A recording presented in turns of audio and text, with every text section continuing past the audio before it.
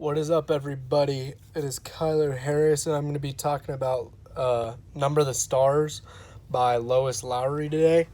Lois Lowry is a really good author. She's written The Giver, and that's a book that a lot of people recognize. They probably read it in middle school or early high school, somewhere around then. But Number of the Stars, it was a book. It's written based in like World War II era in Copenhagen, Denmark. And so the narrator is a little 10-year-old girl. Her name is Anne Marie. And so her family, she's just a normal girl. And her family is living in Copenhagen. And then that's when the Nazis come. And so they have a really tough time with that, and life starts to get pretty hard.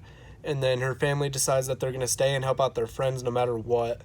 And so it can be really hard, especially being a 10-year-old girl. She doesn't really know what's going on a majority of the time, but she just kind of does what she's told, and she wonders, but she doesn't say too much.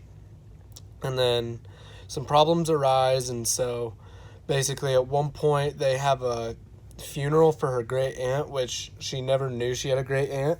And then it was later known that that funeral that they had was actually a fake funeral just to get people to go, and they could treat their Jewish friends to safety. They could take them over to a different country where they would be safe.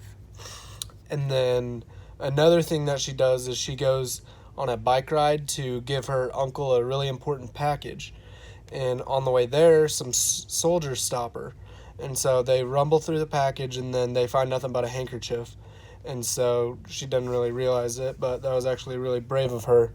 And so she goes and gives him the handkerchief, and the handkerchief actually had some powder on it that made it so that the dogs from the soldiers, they couldn't smell. So there were a ton of people in this boat, and so when the Nazis went and checked the boat, dogs didn't smell anybody, so they could go into safety.